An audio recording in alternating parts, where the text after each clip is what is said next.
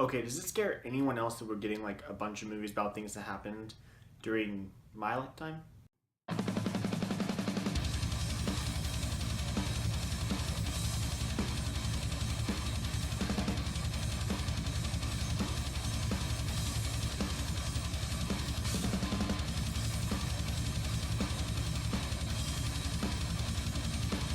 Right, so Concussion is the new biographical sports drama starring Will Smith, Luke Wilson, Albert Brooks, and Alec Baldwin.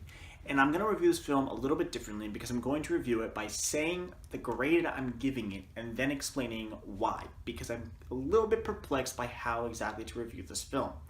So I'm giving the film a C+. And I'm giving a C+, because I had a list of good and a list of bad, and they evened out. So I'm just going to work through this list really quick and hopefully make a short review video of this. So I want to start with the bad and then move on to the good so I end it on a positive note. So the first thing we'll talk about in the bad is the characterization. It's non-existent. Everybody just kind of plays a one-dimensional character. Will Smith plays what he always plays in his dramas. He comes in and he saves the day. He comes in and he does nothing wrong the entire film. I mean, if you watch this, there's not a single scene where he does anything wrong at all. Alec Baldwin comes in, he plays a good guy for the first time in a long time, since that phone call, but he doesn't do anything. He just kind of comes in and says some inspirational things and, is rich, and that's all he does. Albert Brooks is in it, and again, he kind of plays the wisecracking sidekick in a couple of scenes and gives some support in a couple other scenes, but doesn't really do anything. And then you have anybody that works for the NFL in this film is just evil. Which has really bothered me, because it's a biographical drama about something that's happening right now, but in this film, there's no two sides to it. NFL, evil, bad, horrible. Will Smith, good. I mean, it's as far separated as like the Jedi and the Sith in Star Wars. There is no middle ground. And then we get Will Smith's love interest, and I can't pronounce that just his name. I'm not even going to try, but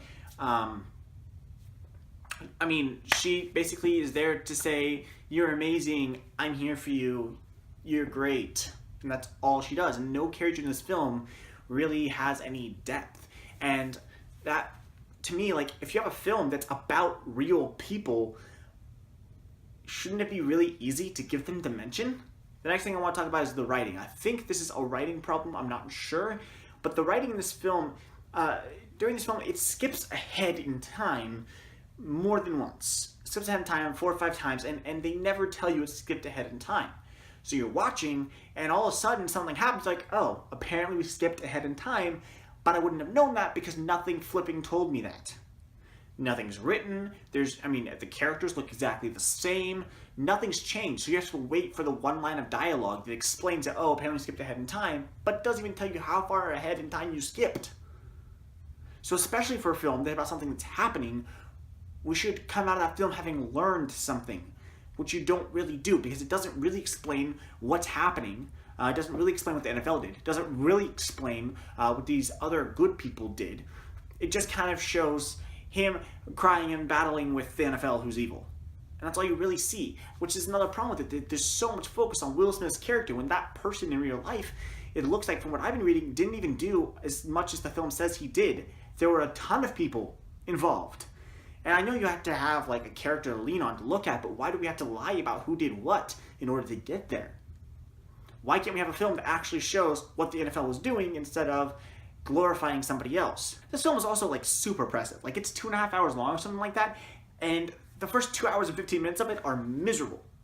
There is nothing to say. You are miserable for it. And in the last 15 minutes, they have something inspiring, so you kind of maybe have a quasi-real smile on your face when you leave the theater. But the first 2 hours, 15 minutes of this movie, it is miserable. It is so oppressive. It feels like they're beating you to the ground and dragging you through the dirt to your execution. There is nothing happy. There is nothing funny. There is nothing that lets you feel a little bit better about the film at all. And it's also not really all that rewatchable. Like, I would never watch this again. It was difficult to get through the first time. I would never watch it again. I know there are people that will. Good for them. It wasn't a badly made film, but I would never watch it again. And I feel like most people would never watch it again.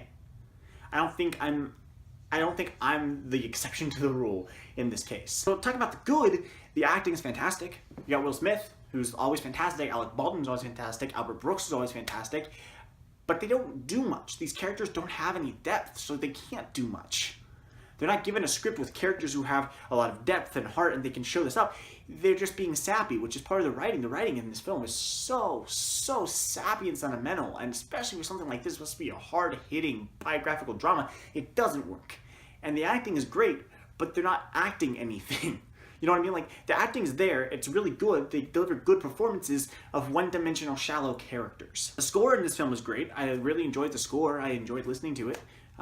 It's not John Williams, but it's enjoyable. This film is fairly well directed, and the cinematography is nice. I mean, for this kind of film, it's really good. The scenes in this film, for me, that actually stood out as well-directed, interesting scenes, and really, unfortunately, the only scenes that did, were scenes we actually get to see the results of repeated head trauma with these NFL players, and you get to just kind of glimpse at a few moments of their life. And this happens, I think, 3 times during the film, and they're each about 5 minutes long. So that 15 minutes is enjoyable and interesting, and what the whole film should have been, but it's just not.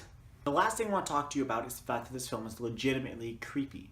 But not like horror movie creepy. Not like the center scream, but like legitimately creepy in the it's real, this could happen sense of the word. And it's those scenes I just talked about, that 15 minutes of the film, which is what the whole film should have been, but wasn't. So I'm going to give Concussion a C+ because it is a well-made film. It's a knowledgeably made film with just a few very glaring issues for me.